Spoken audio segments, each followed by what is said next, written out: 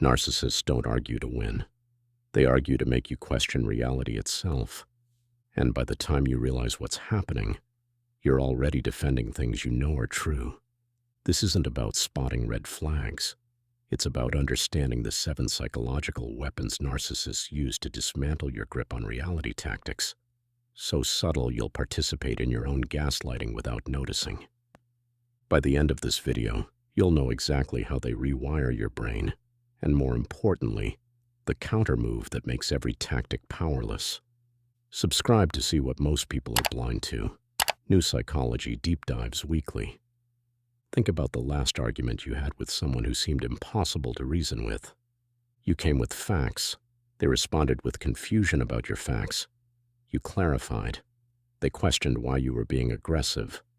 Suddenly you weren't discussing the issue anymore. You were defending your tone, your memory, your sanity. That wasn't an argument. That was tactic number 3. And once you see the pattern, you'll realize how many times you've been hit with it. Tactic number 1, the confidence gap. Narcissists lie with unshakable certainty. You remember a conversation clearly. They remember it differently. But their certainty is absolute, no doubt, no hesitation. That certainty becomes a hammer against your memory. Normal people doubt themselves when confronted with opposing certainty. Maybe I'm misremembering. The narcissist counts on this. Their confidence isn't based on truth. It's a strategic performance. Here's what makes this so effective. Confidence triggers a cognitive bias in our brains. We unconsciously equate certainty with accuracy. When someone speaks with complete conviction, we assume they have reason to be certain. The narcissist exploits this. They deliver false information with the same certainty most people reserve for absolute facts. The sky is blue gets the same conviction as, I never said that. Your brain registers their confidence and begins second-guessing your own memory. This is how the confidence gap works. Their manufactured certainty creates doubt in your actual experience. Counter-move. Document everything. Written proof kills this tactic instantly. Screenshots, emails, voice recordings were legal. When you have documentation, their confidence becomes irrelevant. Tactic number 2, the reality scramble. They tell you something. You act on it. Then they deny ever saying it. Not I changed my mind. Complete denial with added concern. I never said that. Are you feeling okay? This is surgical gaslighting.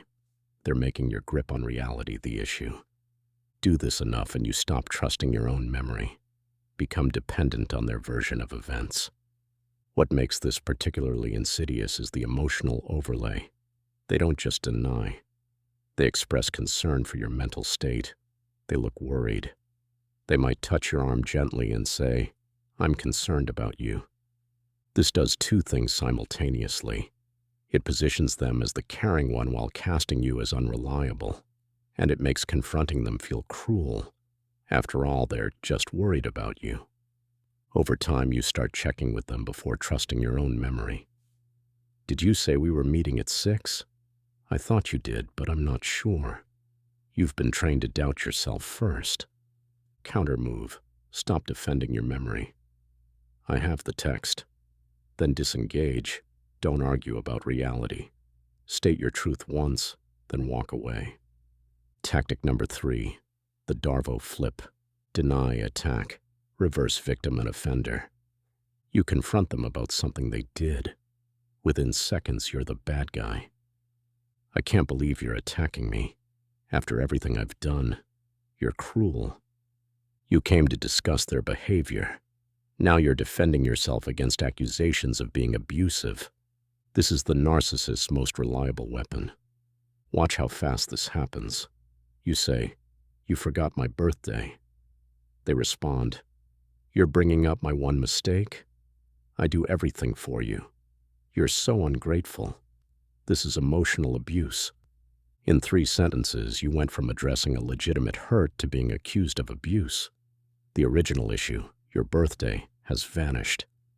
Now you're explaining that you're not abusive for having a feeling. This tactic works because most people have empathy. When accused of causing harm, we instinctively defend ourselves. That defense is exactly what they want. It shifts all attention to you. Countermove, name it. You're using Darvo. We're discussing your behavior, not mine. Then leave. Don't get sucked into defending yourself. And these 3 tactics work because they target your relationship with the reality itself. But the next 3 are even more insidious because they target your relationship with yourself. Tactic number 4, the intermittent reinforcement. The cruelty-kindness cycle. Devastatingly effective. They're cruel, then suddenly kind, then cruel again, then unexpectedly kind. You never know which version you're getting. So you become hypervigilant. The random kindness becomes more powerful than consistent kindness. Your brain treats each kind moment as a reward. Proof the real them is still there. This is how slot machines work. Random reinforcement is the most addictive pattern that exists. Neuroscience explains why this works. Predictable rewards produce steady dopamine. Random rewards produce dopamine spikes. Your brain becomes addicted to the uncertainty itself. When they're consistently cruel, you can adjust, build defenses, leave. But intermittent kindness keeps you hoping. Each kind moment feels like proof you're wrong about them. See, they can be wonderful. I just need to find the pattern. There is no pattern. The randomness is the pattern. They're training you like a lab rat, and it's working.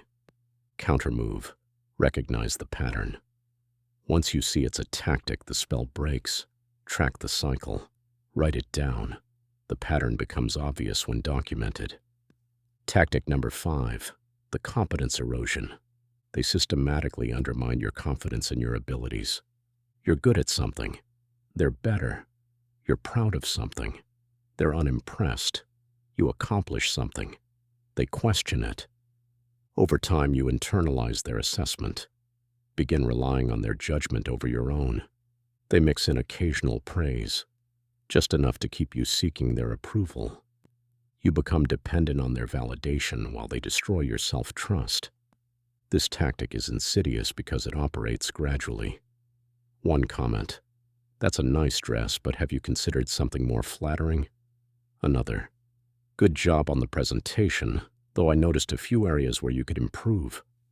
Each statement sounds helpful, constructive, but the cumulative effect is that nothing you do is quite good enough. Their judgment becomes the standard. You stop trusting your own assessment of your work, your appearance, your decisions. Eventually, you're asking their opinion on everything. You've outsourced your self-worth to someone actively diminishing it. Countermove.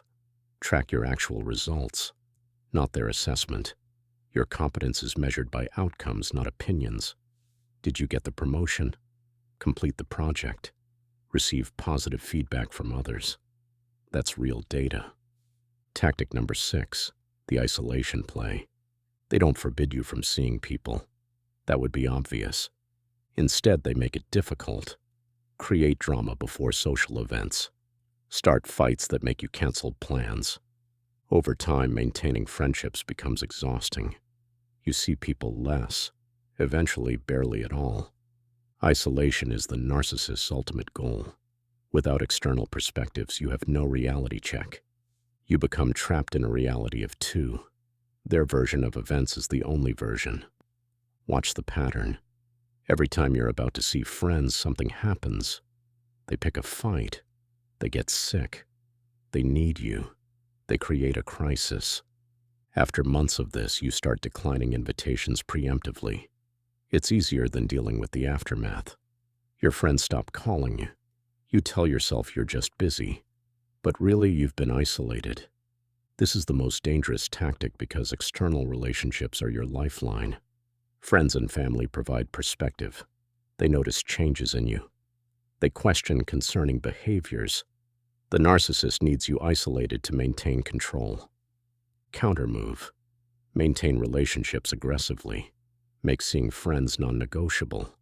Ignore the manufactured crises. Your external relationships are survival infrastructure.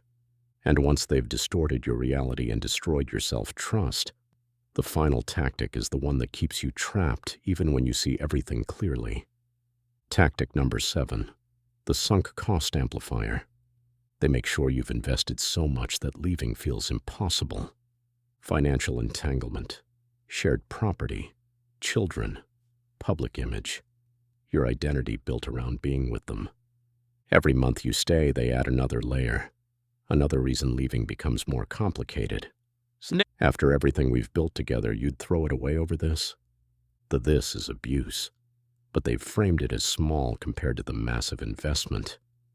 This is the sunk cost fallacy weaponized. You're staying because leaving feels like losing everything you've invested. The longer you stay, the deeper the trap becomes. Economics has a term for this, sunk cost fallacy.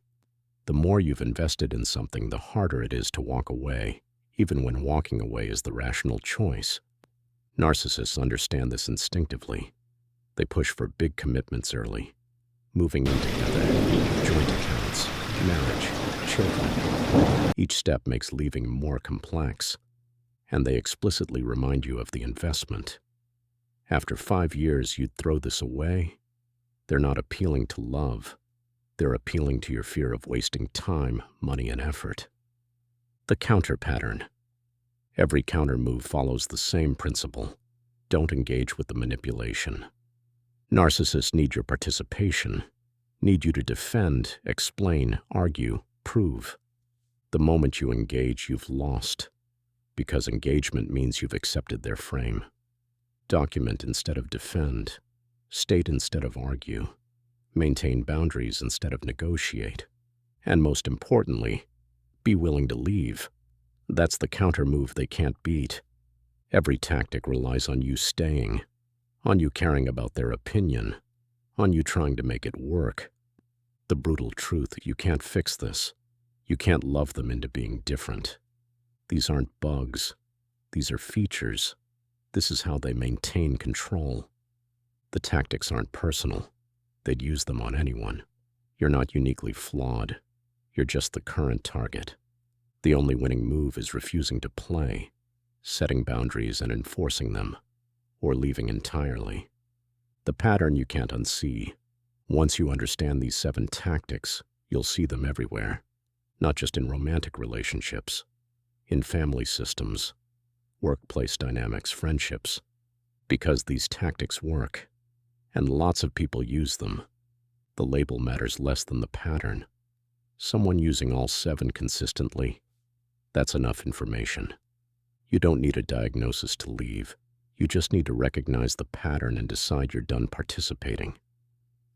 The hard choice. Here's the moment that changes everything. When you realize you've been seeing the pattern for a while. You already know. You've known. You've just been hoping you were wrong, but now you have the tactics named. Now you can't pretend you don't see it. So the question becomes, what are you going to do with this information? Keep playing a game you can't win? Keep hoping they'll change? Or accept that the person you're dealing with uses psychological warfare as their primary relationship strategy? And walk away. Narcissists don't argue to win. They argue to make you question reality itself. The confidence gap that makes you doubt your memory. The reality scramble that makes you doubt your sanity. The Darvo flip that makes you the villain. The intermittent reinforcement that keeps you addicted. The competence erosion that destroys your self-trust. The isolation that removes your reality checks. And the sunk cost amplifier that makes leaving feel impossible. 7 tactics. 1 countermove. Stop participating. The question isn't whether they're using these tactics. If you're watching this, they are. The question is, when will you stop letting them work?